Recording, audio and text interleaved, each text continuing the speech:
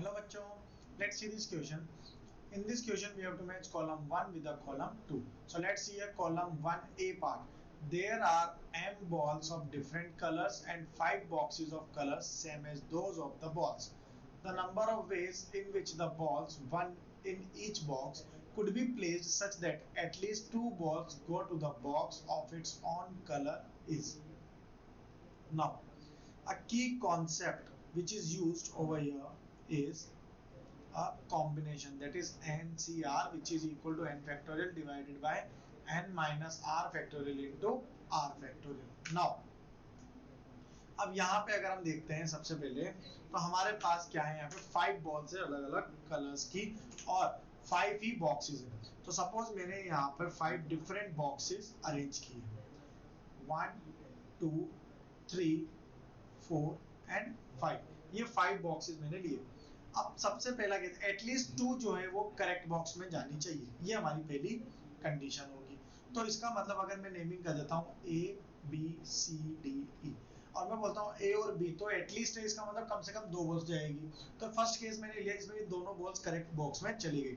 अब C D और ई के लिए यहाँ पे 2 केसेस बनेंगे. सी डी और ई में अगर मैं बात करता हूँ तो ये होगा जब सी में डी वाला बॉल जाए, डी में ई और ई में सी, या फिर सी में ई, डी में सी और ई में डी. इनके अलावा कोई और केसेस नहीं बन सकते. तो इसका मतलब यहाँ पे इन तीनों बॉक्सेस में अगर ओनली 2 में करेक्ट जा रही तो इन तीनों में गलत जानी चाहिए. तो इन तीनों में जब गलत बॉल्स जाएंगी तो उनके लिए यही 2 केस हमारे पॉसिबल होंगे, इसके अलावा कोई और केस पॉसिबल नहीं होगा.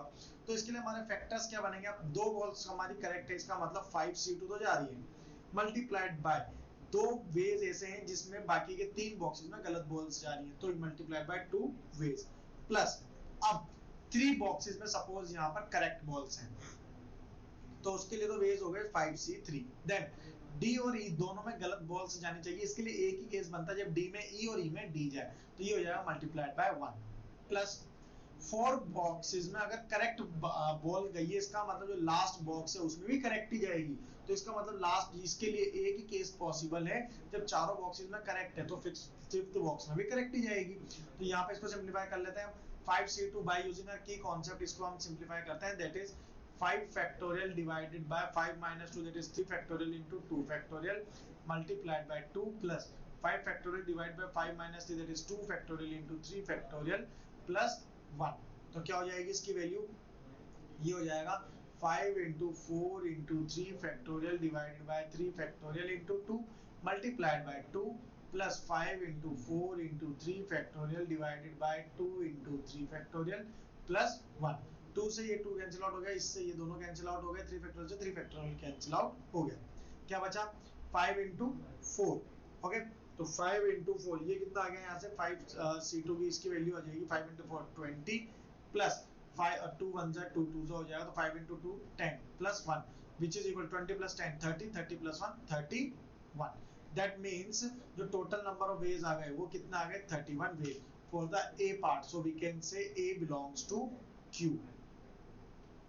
Now let's see a B part, that is number of divisors of 1980 that are composite numbers is. जो composite numbers होंगे वो हमें यहाँ पर फाइंड करना है. तो B के लिए देखते हैं. अब 1980 है तो 1980 के फैक्टर्स क्या क्या हो सकते हैं, सबसे पहले वो देखते हैं. एक फैक्टर होगा 1 into 1980, second one is 2 into 990,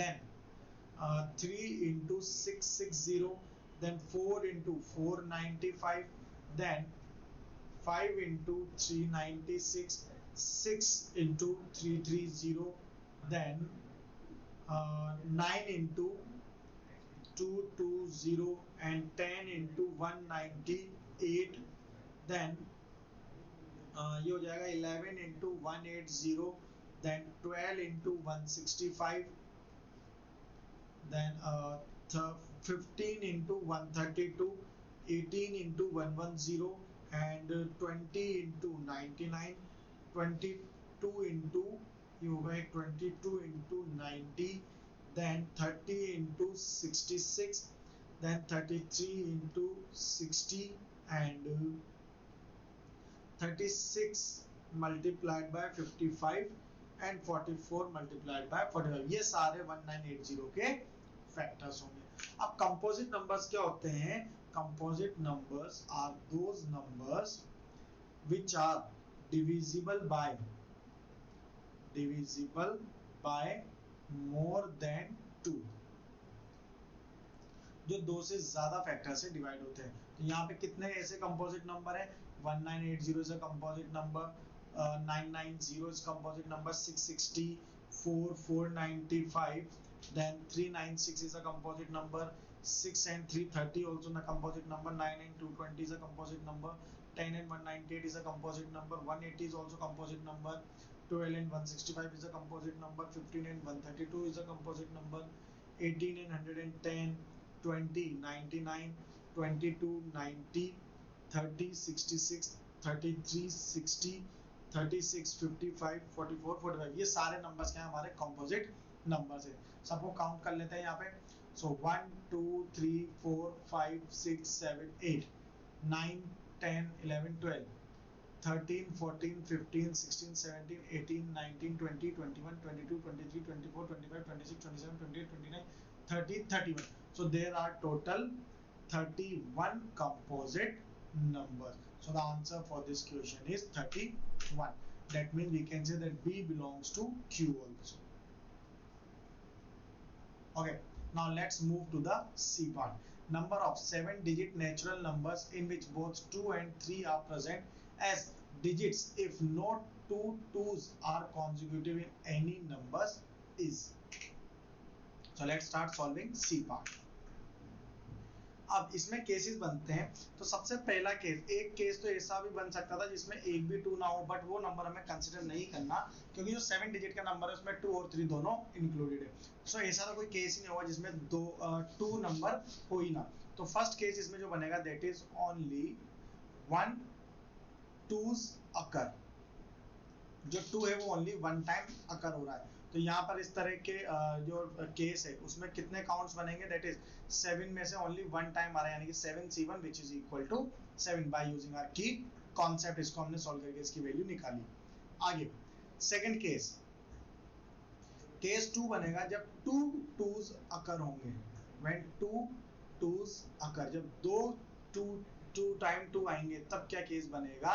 जब केस बनेगा दैट इज, मान लेते हैं यहाँ पर हमारे पास इस तरह के नंबर है तो ओनली 2 टाइप्स यहाँ पर आएंगे, एक 2 यहाँ आ गया, एक 2 यहाँ आ गया। तो ऐसा अरेंजमेंट हम कर सकते हैं जिसमें क्या होगा कि 5 टाइम्स तो 3 है और 2 टाइम्स ही 2 है। तो इस तरह के अरेंजमेंट्स के लिए जो टोटल केसेस बनेंगे तो वहां पर हमारे पास स्पेसेस कितनी आएगी? 6, और 6 में हम सेलेक्ट कितने कर रहे हैं? ओनली 2। ओके, तो इस तरह के केसेस बनेंगे तो 6C2 आएगा। अब इसको सिंप्लीफाई कर लेते हैं। 6 factorial divided by 2 factorial into 6 minus 2 यानी कि 4 फैक्टोरियल। अब इसकी वैल्यू निकालते हैं which is 6 into 5 into 4 factorial divided by 2 into 4 factorial, दोनों कैंसिल आउट हुए, 2 1 2 3 5 into 3 15। ये आ गया एक केस। आगे थर्ड केस क्या बनेगा यहाँ पे? Case 3 that is 3 times 2 occur, 3 2's अकर। जब 3 टाइम 2 आएगा तब क्या होगा? तब हमारे इस तरह का केस बनेगा लाइक x1 पहला number, then 2, then x2, then again 2, then x3, then again 2 and x4। तो यहाँ पे 3 टाइम 2 आ रहे हैं। अब x1 plus x2 plus x3 plus x4, तो यहाँ पे 4 टर्म्स हैं और इसी तरह से 2 जो है वो कितने टाइम है? 3 टाइम। तो इसके लिए नंबर ऑफ सॉल्यूशंस कितने होंगे? अब यहाँ पर 1 2 3 4 5 6 1 2 3 4 5 6 7 स्पेसेस है। 2 कितने पे आ रहा है? 3 पे। तो रिमेनिंग अब यहाँ से अगर मैं देखता हूँ तो स्पेस जो रिमेन बच रही है वो कितनी है? 5। अब 5 में से कितने सेलेक्ट कर रहा हूँ? 3। तो इसके लिए वैल्यूज क्या आ जाएगी? 5 factorial divided by 3 factorial into 2 factorial by using a की कॉन्सेप्ट। सिंप्लीफाई कर लेते हैं। 5 into 4 into 3 factorial divided by 3 factorial into 2, दोनों कैंसिल आउट हो गए, 2 1 2 2 यानी कि इक्वल टू 10 आ गया। ये हमारा फोर्थ केस हो गया। अब फिफ्थ केस बनेगा, केस यहाँ पर आएगा हमारा, सॉरी थर्ड था, अब फोर्थ केस बनेगा। फोर्थ केस क्या है? जब 5 टाइम 2 अकर होगा, जब 5 टाइम 5 2's अकर, जब 5 टाइम 2 आएगा तो इसके लिए तो क्या होगा? एक ही पॉसिबिलिटी हमारी अवेलेबल रहेगी। तो अब यहाँ पे काउंट कर लेते हैं। सो टोटल वेज कितने हो जाएंगे? फर्स्ट केस में है यहाँ पे 7 plus 15 plus 10 plus 1 which is equal to 10 plus 15 that is 25, 25 plus 7 25 plus 7 हो जाएगा 32, 32 plus 1 33। तो इसकी वैल्यू कितनी आ गई यहाँ पे? 33। now let's check the second column. 33 is option S. that means we can say that C belongs to S. now D part. There are 5 different peaches and 3 different apples. Number of ways they can be divided into 2 packs of 4 fruits if each pack must contain at least 1 apple each. तो D part के लिए देखते हैं। अब D part हम यहाँ पर simplify करते हैं। तो D part क्या होगा? अगर हम D part के लिए बोलते हैं तो यहाँ पे number of peaches and number of apples हैं। तो कितने पीचेस हैं? 5 peaches and 3 apples, sorry 3 apples। तो टोटल कितने फ्रूट्स हो गए? 8। अब यहाँ पे 2 पैकेट्स है जिसमें 4 फ्रूट्स तो होंगे। दैट मीन्स अगर यहाँ पे 1 एप्पल और 3 पीचेस का एक केस बन सकता है। फर्स्ट केस क्या बनेगा? यहाँ पे अगर मैं बनाता हूँ, कुछ केसेस बनाते हैं अगर यहाँ से, तो फर्स्ट केस बनेगा जब 1 Apple and 3 peaches. Then second case 2 apple and 2 peaches. Third case बनेगा जब 3 apples and 1 peach होगा। ये केसेस आएंगे। तो अब यहाँ से हम जो पॉसिबल कॉम्बिनेशन बना सकते हैं वो क्या होंगे? बाय जो कॉम्बिनेशन हमने यहाँ पे की कॉन्सेप्ट यूज किया, दैट इज NCR, वो यहाँ पर हम यूज करेंगे। तो यहाँ पर n कितना हो जाएगा? n प्लस r माइनस 1 सी r माइनस 1। इसको सिंप्लीफाई करके इसकी वैल्यू फाइंड करेंगे। दैट इज, अब ये वैल्यू कितनी है? 5c4 हो जाएगा। पहला तो 5 पीचेस में से एक सेलेक्ट, यहाँ पर कितना सेलेक्ट कर रहे हैं हम? 4, ठीक है। और plus 5c3 plus 5c2 plus 5c1 for the peaches. अलग अलग सिंप्लीफाई करते हैं सबको। ये हो जाएगा 5 factorial divided by 4 factorial plus 5 factorial divided by 3 factorial into 2 plus 5 factorial divided by 2 into 3 factorial plus 5 factorial divided by 4 factorial। Values calculate करते हैं इनकी। तो ये कितना आ जाएगा? 5 into 4 factorial, तो यहाँ बचा ओनली 5 प्लस यहाँ कितना हो जाएगा? 5 into 4 20, 20 by 2 यानी कि 10 प्लस इधर बचेगा, ये मल्टीप्लाई में है तो 5 into 4 और डिवाइड 5 into 4 20, 20 by 2 यानी कि अगेन 10 प्लस ये यहाँ से 4 से 4 कैंसिल आउट होगा, 4 फैक्टोरियल से 4 फैक्टोरियल, क्या बचा? ओनली 5। तो 10 plus 10 20, 20 plus 10 equal to 30। So total arrangements कितना आ गए यहाँ पर? 30। So this is the final answer for the option part D. Okay, so for D 30 that is P. Now E. अब ई के लिए यहाँ पर हम देखते हैं।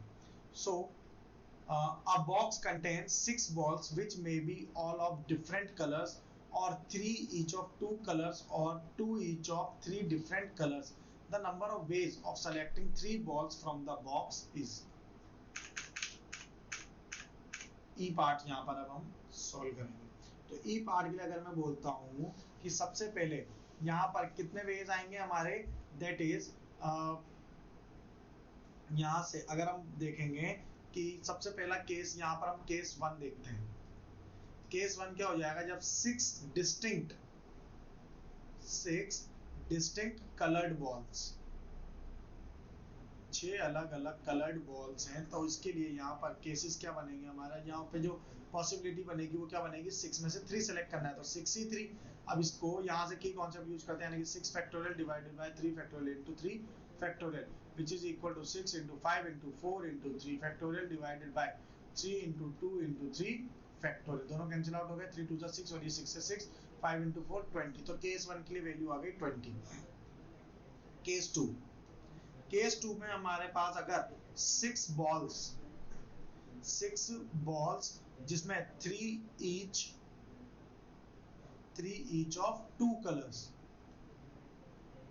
3 each of 2 colors हैं, तो इसके लिए अब यहाँ पर पॉसिबिलिटी क्या बन जाएगी? जब हमारे पास क्या पॉसिबिलिटी होगी जब 3 व्हाइट बॉल्स हो suppose and 3 black balls, 3 white 3 black and 0 red, 3 colour की बॉल्स हैं, तो यही हमारे पास एक तरह का केस बन सकता है। तो इसके लिए यहाँ पर वेज कितने हो जाएंगे, 3 में से हम कितना सेलेक्ट कर रहे हैं 3, अगेन 3 ब्लैक में से 3 सेलेक्ट करी और 3 रेड में से 0 रेड सेलेक्ट करी। तो इसको बाय यूजिंग का की कॉन्सेप्ट सिंपलीफाई करते हैं तो 3c3 की वैल्यू होती है 1, 3c3 1 और 3c0 की वैल्यू भी 1, तो इसकी वैल्यू आ गई equal to 3। Now third case देखते हैं अब यहाँ से। तो थर्ड केस क्या बनेगा, केस 3 बनेगा हमारा जब 6 बॉल्स जो हैं हमारी क्या होगी, 2 each of 3 colours, 2 each of 3 colours. तो यहाँ से अब पॉसिबिलिटी अगर हम देखते हैं तो इसमें क्या बनेगी, जब एक व्हाइट एक ब्लैक और एक रेड होगी, इसका मतलब अब यहाँ पे एक व्हाइट एक ब्लैक और एक रेड है, तो क्या बनेगा यहाँ पे 2c1 into 2c1 into 2c1, 2c1 हो गया 2 और ये भी 2 into 2 into 2 which is equal to 8, 8 answer आ गया। अब यहाँ से सबका हम क्या करते हैं, इसमें कैलकुलेट कर लेते हैं टोटल, तो टोटल वैल्यूज निकाल लेंगे। तो टोटल नंबर ऑफ वेज कितने आ जाएंगे हमारे पास, 20 plus 3 plus 8 which is equal to 20 plus 8 28, 28 plus 3 31, so 31 is the final answer. Clear? Now let's check the option 31, that is option Q. So we can say that E also belongs to Q. So this is the correct match for column 1 with column 2. So I hope you understand it well. Best of luck. Thank you.